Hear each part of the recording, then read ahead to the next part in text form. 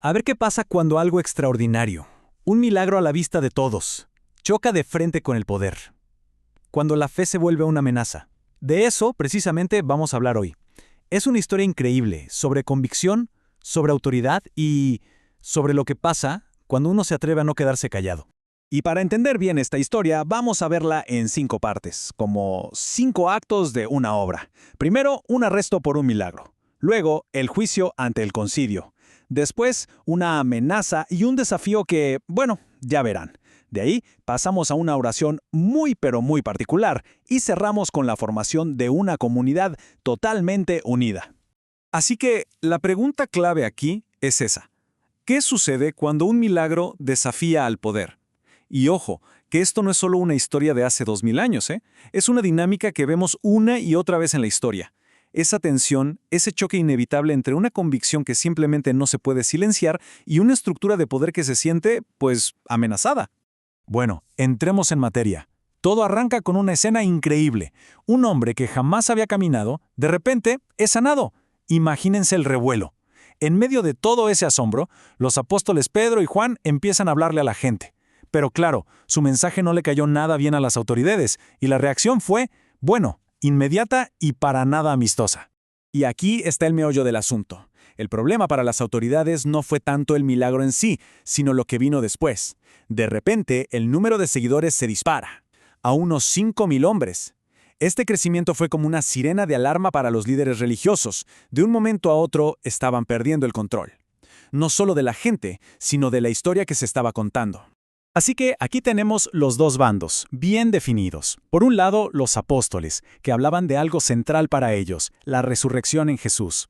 Y por el otro, las autoridades, sobre todo los saduceos, para quienes la idea de la resurrección era, digamos, inaceptable. El texto dice que estaban resentidos. Y es que, claro, sentían que su poder, su doctrina, todo su sistema estaba siendo cuestionado en plena calle. Y la respuesta del poder, pues, no se hizo esperar. Aquí no hubo un «sentémonos a conversar». No. La acción fue directa y contundente. Los arrestaron y los metieron a la cárcel hasta el día siguiente. El mensaje era clarísimo. Había que apagar este fuego antes de que se extendiera. Ahora pasemos al día siguiente. La cosa se pone seria. Pedro y Juan no van a una corte cualquiera, no. Los llevan ante el Sanedrín, que era, para que nos entendamos, la corte suprema religiosa, la máxima autoridad en todo Jerusalén. Y miren, nada más quienes estaban sentados ahí. O sea, no era un comité de vecinos. Estaba la crema innata del poder. Anás, Caifás, nombres que ya sonaban del juicio de Jesús, y prácticamente toda la familia de los sumos sacerdotes. El escenario estaba puesto para intimidar, sin duda alguna. Y le hacen la pregunta clave de todo este asunto. Fíjese que no preguntan cómo hicieron el milagro, no. Preguntan con qué potestad o en nombre de quién. Lo que realmente están diciendo es, ¿quién les dio permiso? Para ellos, la autoridad o venía de ellos mismos o era ilegal.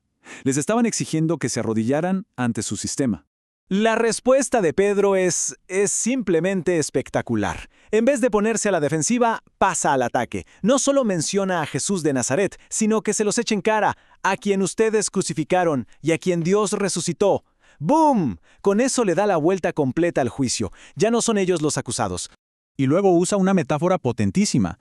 Los llama edificadores, como reconociendo su papel de líderes, pero al mismo tiempo los acusa de haber tirado a la basura la pieza más importante de la construcción, la piedra del ángulo. Básicamente les está diciendo, todo el sistema que ustedes han construido está mal desde la base porque descartaron lo más fundamental.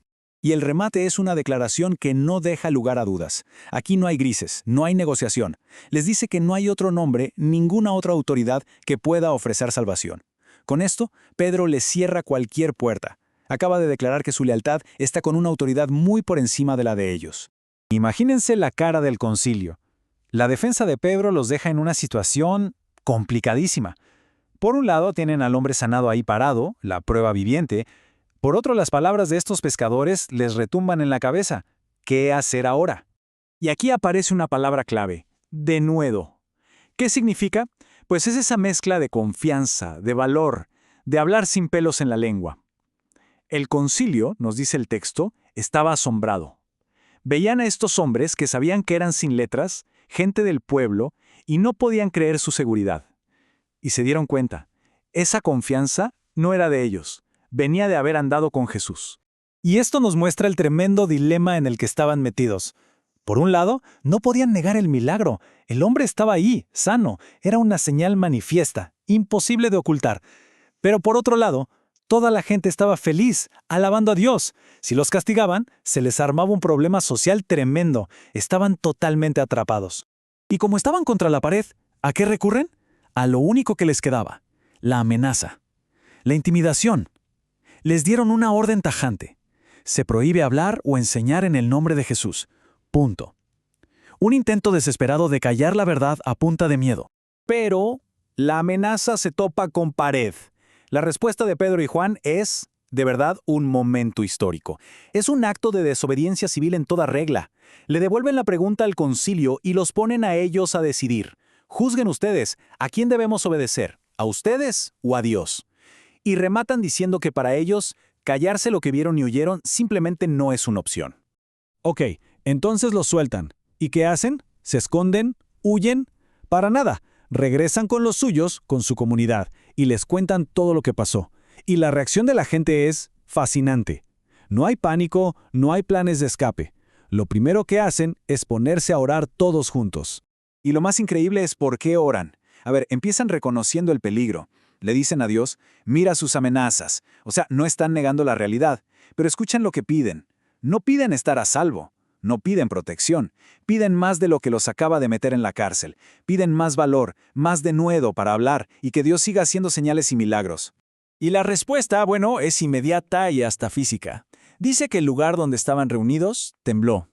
Y todos recibieron justo lo que pidieron, se llenaron de valor y empezaron a hablar con todavía más confianza. O sea, el intento de intimidación del poder logró exactamente lo contrario. Pero este choque con la autoridad no solo les dio más valor para hablar, hizo algo más profundo. Transformó por completo cómo vivían como comunidad. La presión que venía de afuera los unió por dentro como nunca antes. Y lo que pasó después es realmente extraordinario. La narración dice que eran de un solo corazón y una sola alma. Y esto no era pura poesía, ¿eh?